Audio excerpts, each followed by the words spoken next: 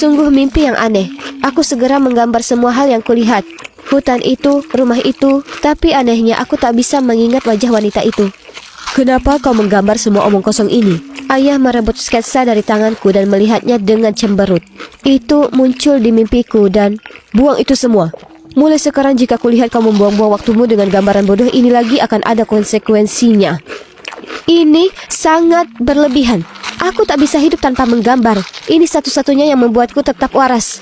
Aku harus pergi dari sini, hidup dengan caraku. Lupakan mereka dan standar bodoh mereka. Akan kuciptakan duniaku sendiri. Aku pun mendiami kamar Gaby. Dan disinilah aku berada hampir seminggu. Untungnya orang tua Gaby sungguh tak keberatan aku tinggal. Sedangkan keluargaku, mereka tak mengirimiku pesan sekalipun. Dan ya, mimpi terus berlanjut. Tapi sekarang aku masih takut tidur karena mimpiku yang jelas itu masih kacau. Terkadang indah, terkadang buruk. Dan sebagian besar hasilnya tak lagi seperti yang kuharapkan. Hingga suatu hari hutan menyeramkan itu muncul lagi. Tak peduli seberapa sering aku menjerit membangunkan diriku, aku masih tak bisa keluar dari mimpi buruk itu. Panik, aku terus berlari dan berlari dengan harapan menemukan tempat aman. Hingga kulihat wanita itu. Dan sekali lagi dia ulurkan tangannya untuk membantuku. Kali ini tak akan kulewatkan kesempatanku. Kulihat dengan baik wajahnya, mengingat setiap detailnya. Dan segera saat aku bangun, aku menggambarnya. Wah, aku tak tahu kamu nonton acara malam ini. Gaby terkekeh. Acara apa? Lihat, dia itu selebriti. Dia pemandu acara TV yang kadang ditonton ibuku. Jadi, wanita itu orang sungguhan. Jika begitu, aku harus menemukannya. Aku tak begitu tahu apa yang terjadi. Hanya saja ada sesuatu yang mengikatku dengan wanita ini, dan aku perlu mencari tahu. Untungnya, Gaby punya paman yang kerja di studio ini, dan dia memberi kami izin khusus untuk bertemu pembawa acara itu secara langsung. Saat kamera berhenti merekam, dia berbalik dan melihatku, lalu matanya membelalak karena terkejut. Helen? Helen, apa ini sungguh dirimu? Kemudian dia bergegas datang dan memelukku. Hah? Apa yang baru saja dikatakannya? Kami tak saling kenal dan... Yang janggal adalah pelukan ini tak terasa asing sama sekali. Sebaliknya kurasakan sama hangat dengan saat dia merawatku di mimpiku. Saat dia melonggarkan pelukannya padaku dan tersenyum berseri-seri, aku berkata, dan Anda siapa? Sayang, ini aku, ibumu. Itulah saat kusadari sesuatu. Tentu saja dia ibuku.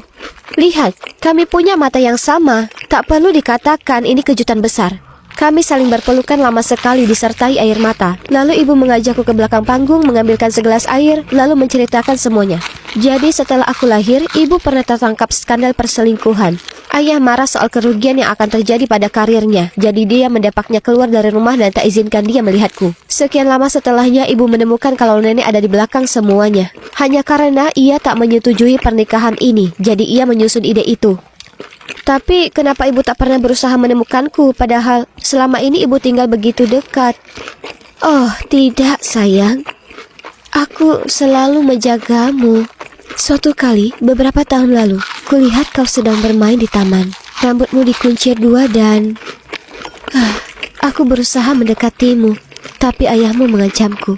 Dia orang yang sangat berpengaruh, yang sebenarnya mampu menghancurkan hidupku.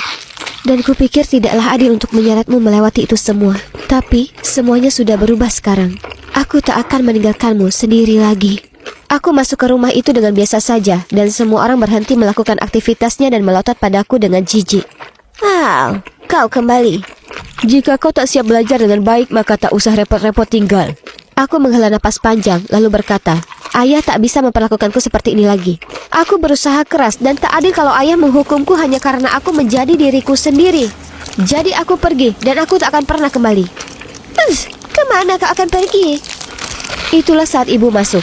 Oh Tuhan, kalian seharusnya lihat raut wajah mereka. Nenek sebenarnya terlihat seolah ia telah menelan sekawanan tawon. Aku berdiam diri dan membiarkanmu memanipulasi dan mengontrolku. Nah, tidak lagi. Ku bawa putriku dan kami akan jalani hidup yang pantas kami dapatkan. Kemudian mengacuhkan kata-kata jahat mereka. Ibu memegang lenganku dan menuntutku keluar dari sana. Jadi itu momen di mana ku tinggalkan rumah dan pindah dengan ibuku. Sekarang aku menggambar sebanyak yang ku mau. Malah ibu membiarkanku membuat mural di dinding ruang tamu.